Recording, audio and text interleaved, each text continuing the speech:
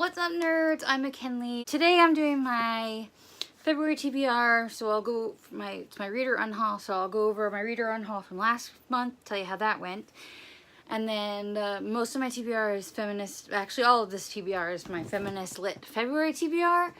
And I will have another TBR, I think at the end of next week for Contemporary-thon, because I like to overwhelm myself with too many books to read. Also, I'm sorry if you can hear my fan, but as I've said in every video, my room is very hot.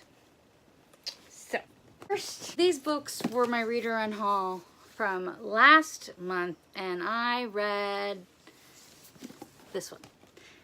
Didn't really like it that much. That means I have to get rid of these, so I'm going to go put these in the little free library that's down the street from my house, and, you know, mission success, I guess. If I do ever want to read these, I'll just get them from the library. It's not that big a deal. I might donate this one too. I haven't decided yet because I really like the cover, but that seems like a stupid reason to keep a book. Although apparently it's not a stupid enough reason to not buy a book, you know what I'm saying? So it might be donated too, but you'll hear what my thoughts on this in my wrap up, which will hopefully be up tomorrow. All right, now on to my February TBR. If you don't know what Feminist Lit February is, I will link the announcement video down below. It was created by Jane at It's Jane Lindsay, and it's just all about reading feminist literature in the month of February. Pretty self-explanatory, but I will leave her announcement video down below and her recommendations video down below. So there are 5 challenges. A lot of mine fit for multiple categories, so I will tell you, for the most part, I'll try and remember at least to tell you everything that each book counts for. And the first challenge is just to read feminist fiction. For that, I have Dietland by Sarai Walker. I might be saying that wrong. Chelsea Darling Reed said she was reading this because Sylvia over at Wish Fulfillment recommended it, so I was like, all right, I'll check it out. I'm actually listening to it right now. If you have issues with food, don't read this. Or diets, if those trigger you, don't read this. Also for feminist fiction, I have Am I Normal Yet by Holly Bourne on my list. I don't have a lot of faith that I'm going to get to it, but fingers crossed, maybe I will. I also have The Summer of Jodi Perez by Amy Spalding on here, and I am 50% through this right now, so this one will definitely get read, and I'm excited. I'm really enjoying it. It's super cute. Finally, I have Eat the Sky, Drink the Ocean, Stories of Imagination and Daring, edited by Kirsty Murray Paldar and Anita Roy. And I hauled this last month in my book outlet TBR. It's just short stories about short feminist stories, and I'm really excited to read it. Plus this cover is so pretty. The next challenge is to read feminist nonfiction. First one I have for this is Dear Ijawale, or A Feminist Manifesto in 15 Suggestions by Chimamanda Ngozi Adichie. I hope I said that right. I already read this. It's fantastic. And this will also satisfy the 4th challenge, which is a book by a Black woman or a non-binary, gender fluid author. Also for feminist nonfiction, I have The Geek Feminist Revolution by Cameron Hurley. I've had this book for so long. This is actually one of my reader unhaul books, so hopefully I'll get to it. But this is about geek culture and feminism. So I'm a geek. I mean, like, I more identify as a nerd than a geek, but I feel like it doesn't really matter. So I've also already read You Can't Touch My Hair and Other Things I Still Have to Explain by Phoebe Robinson. This was really good. I actually learned a lot about myself reading this book, but it's basically by a comedian, Phoebe Robinson, talking about race and feminism. I also have already completed Sex Object by something Valente.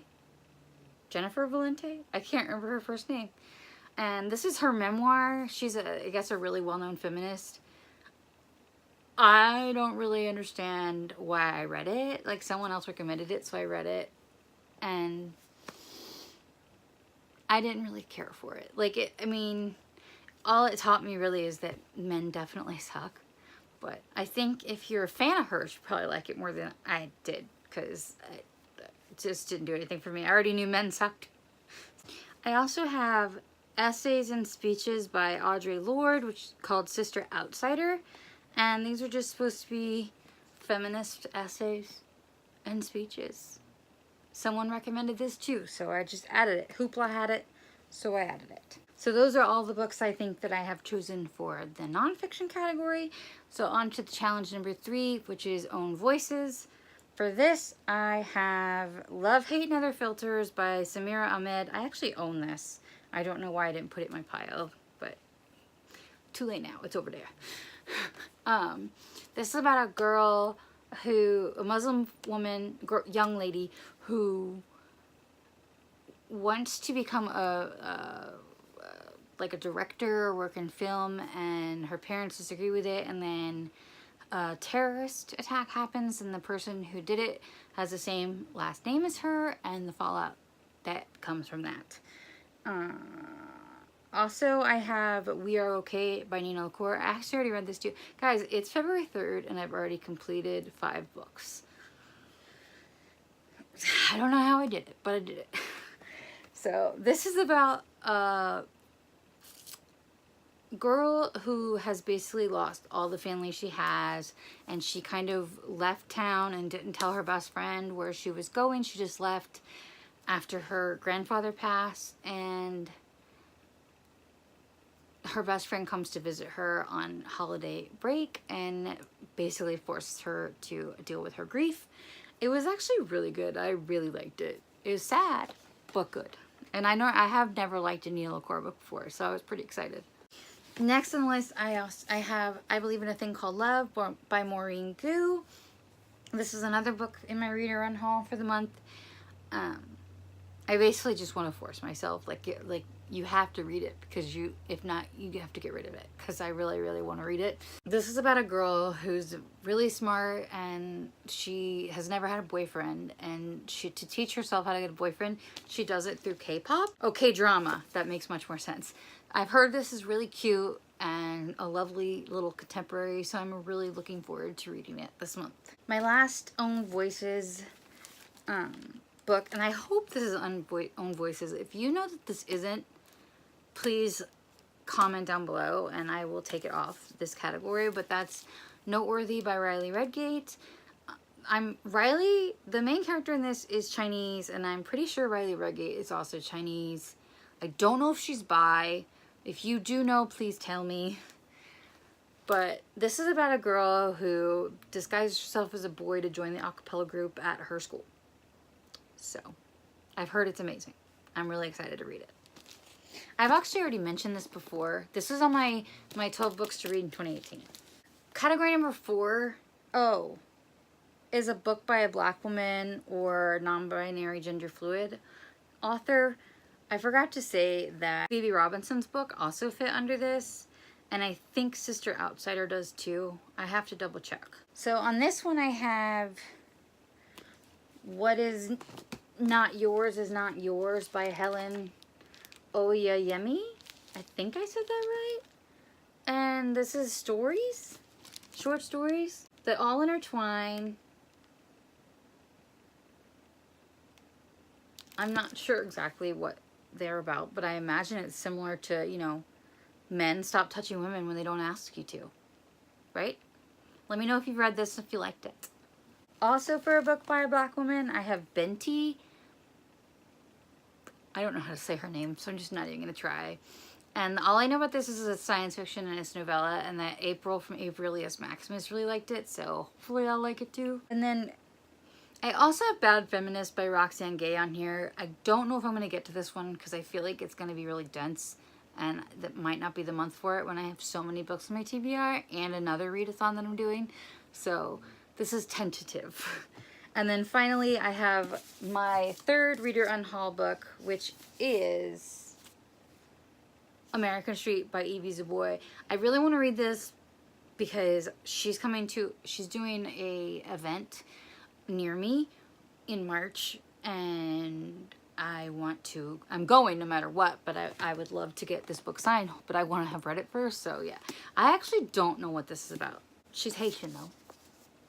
My last book for book by a Black woman or gender fluid non-binary Black author is Piecing Me Together by Renee Watson. I again know nothing about this. I just know that it was recommended for people who wanted more feminist literature. So I snagged it from the library and, you know, hopefully I like it. The fifth category is feminist freebie.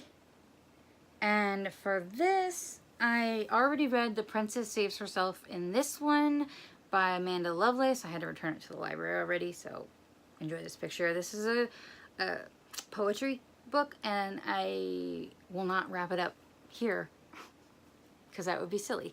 So yeah, I already read it. And also Lumberjanes Unicorn Power by Mariko Tamaki and illustrated by Brooke Allen. And I basically got this because I didn't know there were novelizations of the Lumberjanes, and I got an arc of the second one, so I want to read the first one before I read the second one, even though it might not matter. I don't know. I also hope to read a couple of the graphic novels or comics because I'm behind on this series.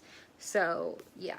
I also added this book, Purple Days, but I think it would work under the fiction category. I don't know why I put it down as feminist freebie, but this is supposed to be super feminist, and I know it tackles race because I already started it, as you can see. This is my fourth Reader Unhaul book, and I don't think I'm gonna like this one. I don't like its format. It's written in verse, but it's weird. So anyway, to wrap up, these are my 4 Reader Unhaul books for this month. I am sure I will get to at least the top 3 of them, hopefully. And that is everything on my Feminist Lit February TBR. I know this was a bit scattered, and I apologize for that. But if you're new here, I'm a scattered person. That's just who I am. No matter how prepared I think I am, I'm actually not prepared. I've just told myself that, but I'm not really. So yeah, let me know down below if you guys are participating in Feminist Lit February and what you're reading for it. And thank you so much for watching. I will see you guys in the next one. Bye!